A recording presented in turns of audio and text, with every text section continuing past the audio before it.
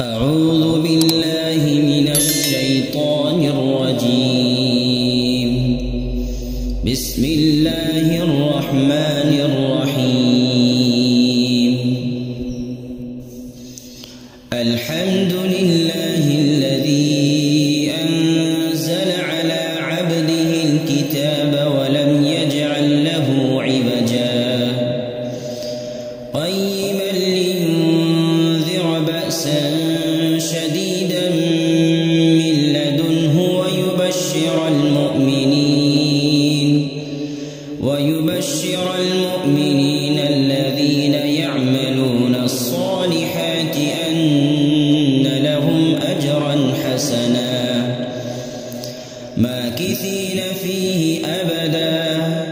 وينذر الذين قالوا اتخذ الله ولدا ما لهم به من علم ولا لآبائهم كبرت كلمة تخرج من أفواههم إن يقولون إلا كذبا فلعلك باخع نفسك على آثارهم إن لم يؤمنوا بهذا الحديث أسفا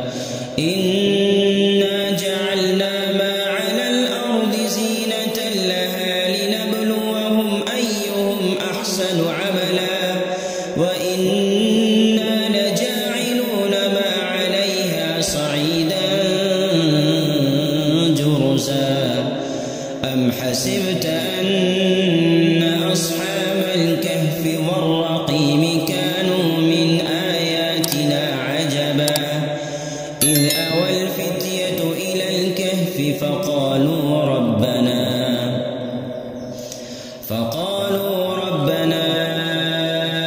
آتنا من لدنك رحمة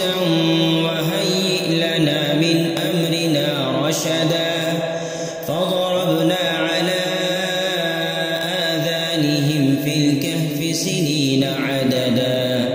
ثم بعثناهم لنعلم أي الحزبين أحصى لما لبثوا أمدا نحن نقص عليك نبأهم بالحق إنهم فتية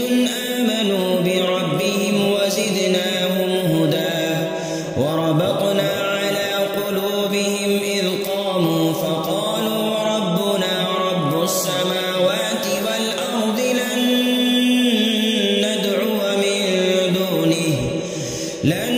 ندعو من دونه إلها لقد قلنا إذا شططا هؤلاء قومنا اتخذوا من دونه آلهة لولا يأتون عليهم بسلطان بين فمن أظلم ممن افترى على الله كذبا وإذ اعتزلتموهم وما يعبدون إلا الله فأووا إلى الكهف ينشر لكم ربكم من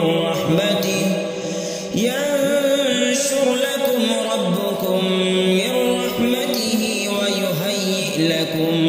من أمركم مرفقا وترى الشمس إذا طلعت تزاور عن كهفهم ذات اليمين وإذا غربت تقرضهم ذات الشمال وهم في فجوة منه ذلك من آيات الله من يهد الله فهو المهتد ومن يضلل فلن تجد له وليا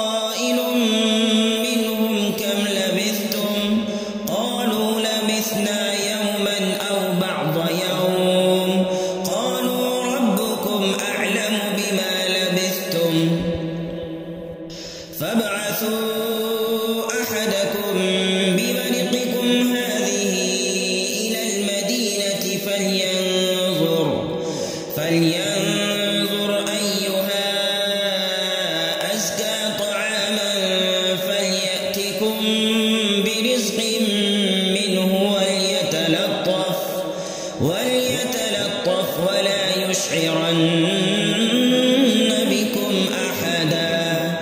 إنهم إن يظهروا عليكم يرجموكم أو يعيدوكم في ملتهم ولن تفلحوا إذا أبدا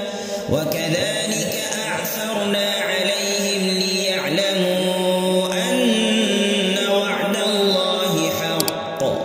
وأن الساعة لا ريب فيها إذ يتنازعون بينهم أمرهم فقالوا ابنوا عليهم بنيانا ربهم أعلم بهم قال الذين غلبوا على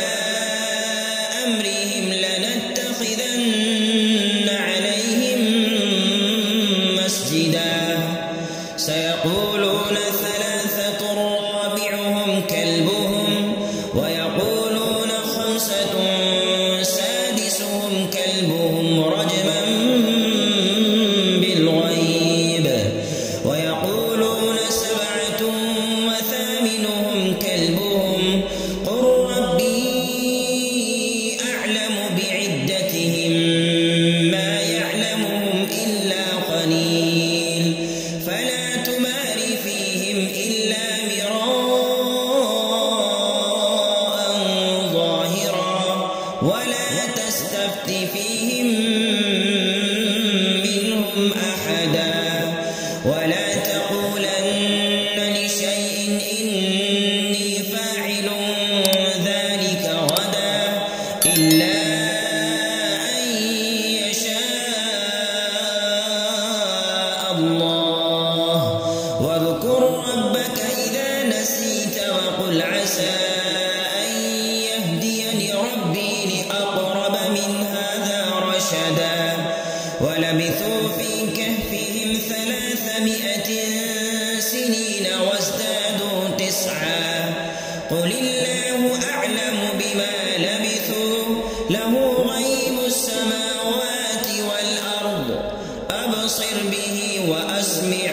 ما لهم من دونه من ولي ولا يشرك في حكمه أحدا واتل ما أوحي إليك من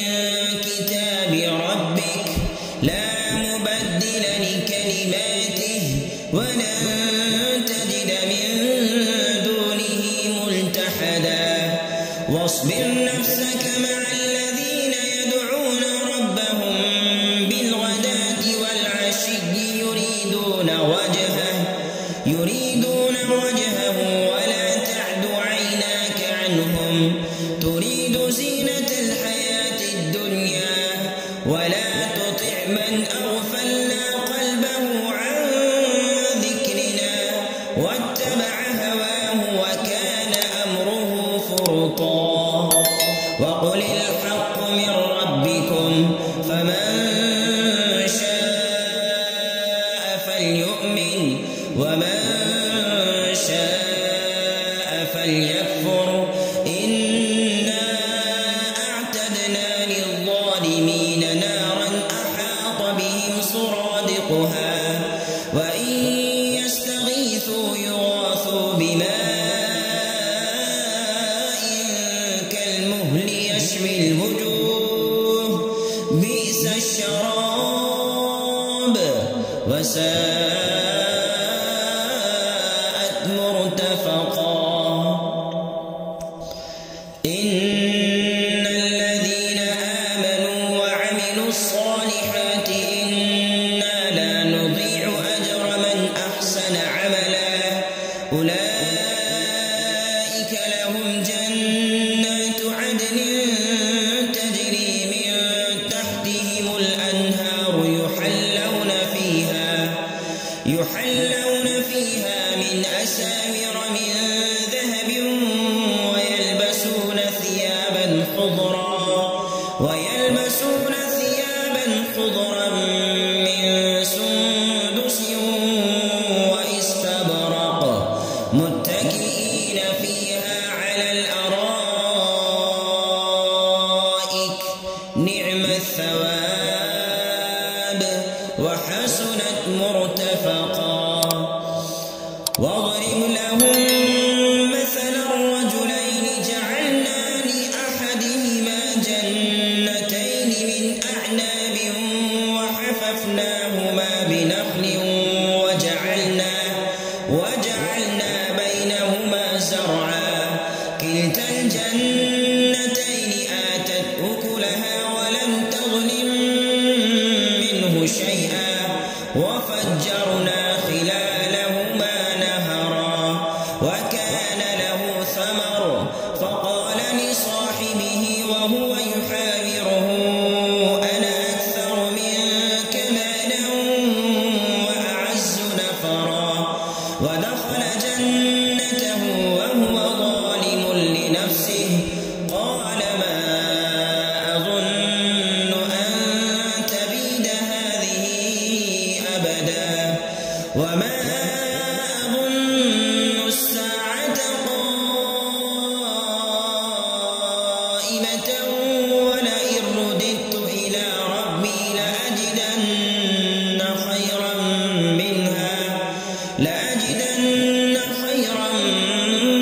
منها منقلبا. قال له صاحبه وهو يحاوره أكفرت بالذي خلقك من تراب ثم من نطفة ثم سواك رجلا لكن هو الله ربي ولا أشرك بربي أحدا. ولولا إذ دخلت جنتك قلت ما شاء الله لا قوة إلا بالله إن ترني أنا أقل منك مالا وولدا فعسى ربي أن يؤتيني خيرا من جنتك ويرسل عليها حسبانا من السماء فتصبح صعيدا زلقا أو يصبح ماؤها غورا فلن تستطيع له طلبا. وأحيط بثمره فأصبح يقلب كفيه على ما أنفق فيها وهي خاوية على عروشها ويقول يا ليتني لم أشرك بربي أحدا. ولم تكن له فئة ينصرونه من دون الله وما كان منتصرا. هنالك الولاية لله الحق هو خير ثوابا وخير عقبا. واضرب لهم مثل الحياة الدنيا كماء أنزلناه من السماء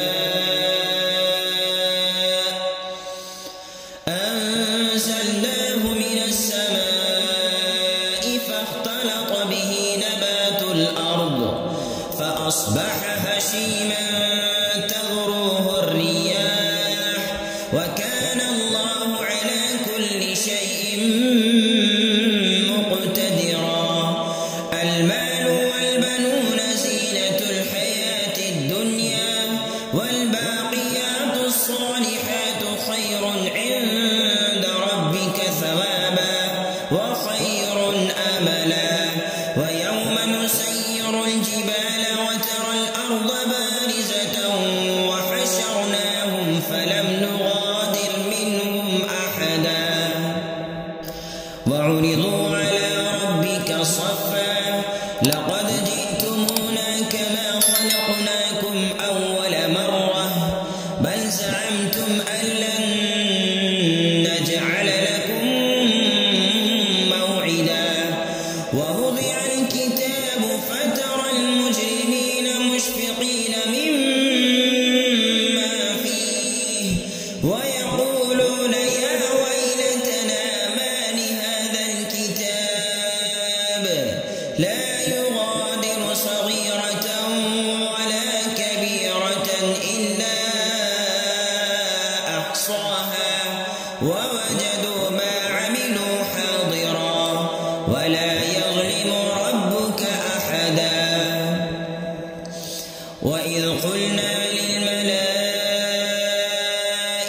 اسجدوا لآدم فسجدوا إلا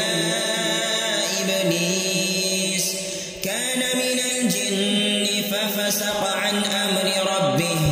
أفتتخذونه وذريته أولياء من دوني وهم لكم عدو بئس للظالمين بدلا ما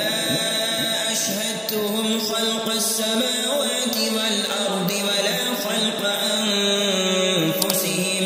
وما كنت متخذ المضلين عضدا ويوم يقول نادوا شركائي الذين زعمتم فدعوهم فلم يستجيبوا لهم وجعلنا بينهم موبقا ورأى المجرمون النار فظنوا أنهم مواقعوها ولم يجدوا عنها مصرفا ولقد صرفنا في هذا القرآن للناس من كل مثل وكان الإنسان أكثر شيء جدلا وما منع الناس أن يؤمنوا إذ جاءهم الهدى ويستغفروا ربهم إلا أن تأتيهم سنة الأولين أو يأتيهم العذاب قبلا وما نرسل المرسلين إلا مبشرين ومنذرين ويجادل الذين كفروا بالباطل ليدحضوا به الحق واتخذوا آياتي وما أنذروا هزوا ومن أظلم ممن ذكر بآيات ربه فأعرض عنها ونسي ما قدمت يداه إنا جعلنا على قلوبهم أكنة أن يفقهوه وفي آذانهم وقرا وإن تدعوهم إلى الهدى فلن يهتدوا إذا أبدا وربك الغفور ذو الرحمة لو يؤاخذهم بما كسبوا لعجل لهم العذاب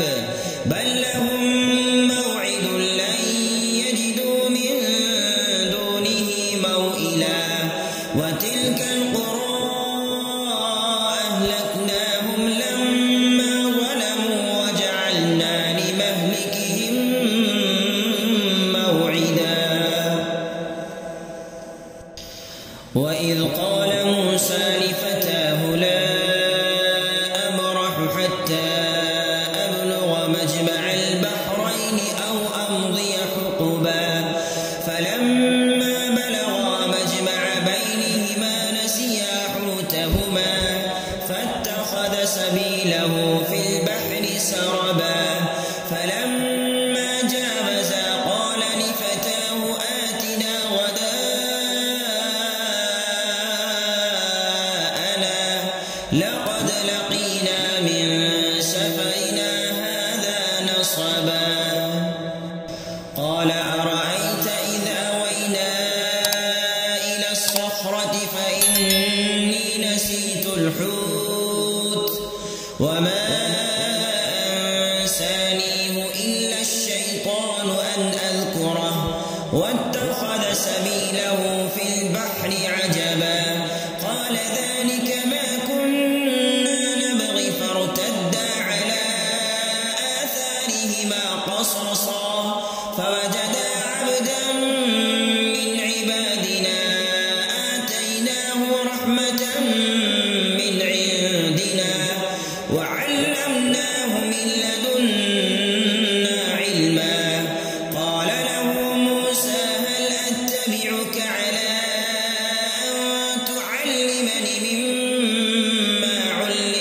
رشدا قال إنك لن تستطيع معي صبرا وكيف تصبر على ما لم تحط به خبرا قال ستجدني إن شاء الله صابرا ولا أعصي لك أمرا قال فإن اتبعتني فلا تسألني عن شيء حتى أحدث لك منه ذكرا فانطلقا حتى إذا ركبا في السفينة خرقها قال أخرقتها لتغرق أهلها لقد جئت شيئا إمرا قال ألم أقل إنك لن تستطيع معي صبرا قال لا تؤاخذني بما نسيت ولا ترهقني من أمري عسرا فانطلقا حتى إذا لقيا غلاما فقتله قال أقتلت نفسا زكية بغير نفس لقد جئت شيئا نكرا قال ألم أقل لك إنك لن تستطيع معي صبرا قال إن سألتك عن شيء بعدها فلا تصاحبني قد بلغت من لدني عذرا فانطلقا حتى إذا أتيا أهل قرية استطعما أهلها فأبوا أن يضيفوهما فوجدا فيها جدارا يريد أن ينقض فأقامه قال لو شئت لاتخذت عليه أجرا قال هذا فراق بيني وبينك سأنبئك بتأويل ما لم تستطع عليه صبرا أما السفينة فكانت لمساكين يعملون في البحر فأردت أن أعيبها وكان وراءهم ملك يأخذ كل سفينة غصبا وأما الغلام فكان أبواه مؤمنين فخشينا أن يرهقهما طغيانا وكفرا فأردنا أن يبدلهما ربهما خيرا منه زكاة وأقرب رحما وأما الجدار فكان لغلامين يتيمين في المدينة وكان تحته كنز لهما وكان أبوهما صالحا فأراد ربك أن يبلغا أشدهما ويستخرجا كنزهما رحمة من ربك وما فعلته عن أمري ذلك تأويل ما لم تسطع عليه صبرا ويسألونك عن ذي القرنين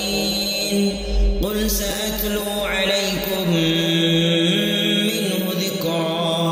إنا مكنا له في الأرض وآتيناه من كل شيء سببا فأتبع سببا حتى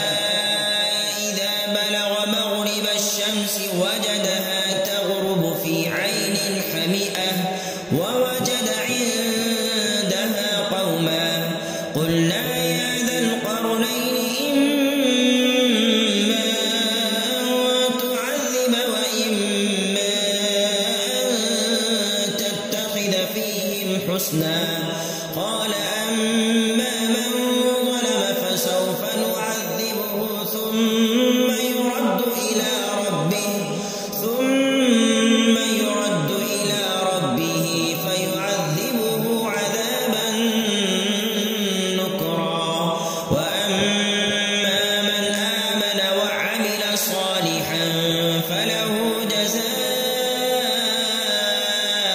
الحسنى وسنقول له من أمرنا يسرا ثم أتبع سببا حتى إذا بلغ مطلع الشمس وجدها تطلع على قوم لم نجعل لهم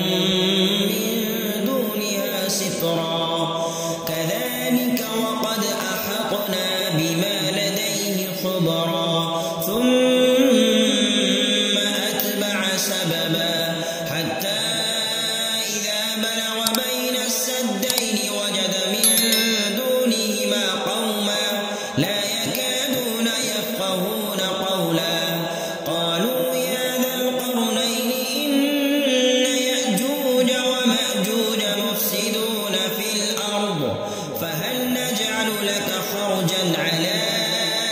أن تجعل بيننا وبينهم سدا قال ما مكني فيه ربي خير فأعينوني بقوة أجعل بينكم وبينهم ردما آتوني زبر الحديد حتى إذا ساوى بين الصدفين قال انفخوا حتى إذا جعله نارا قال آتوني أفرغ عليه قطرا فما استطاعوا أن يظهروه وما استطاعوا له نقبا قال هذا رحمة من ربي فإذا جاء وعد ربي جعله دكا وكان وعد ربي حقا وتركنا بعضهم يومئذ يموج في بعض ونفخ في الصور فجمعناهم جمعا وعرضنا جهنم يومئذ للكافرين عرضا الذين كانت أعينهم في غطاء عن ذكري وكانوا لا يستطيعون سمعا أفحسب الذين كفروا أن يتخذوا عبادي من دوني أولياء إنا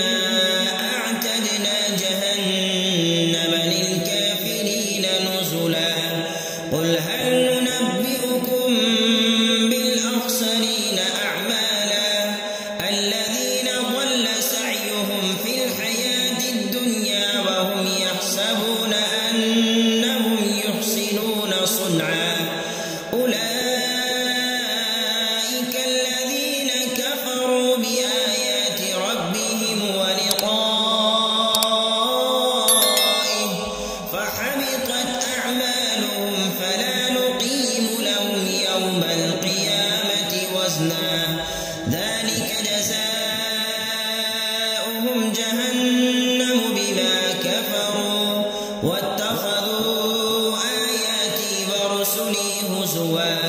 إن الذين آمنوا وعملوا الصالحات كانت لهم جنات الفردوس نزلا خالدين فيها لا يبغون عنها حبلا قل لو كان البحر مدادا لكلمات ربي لنفد البحر قبل أن تنفد كلمات ربي ولو جئنا بمثله مددا قل إنما أنا بشر مثلكم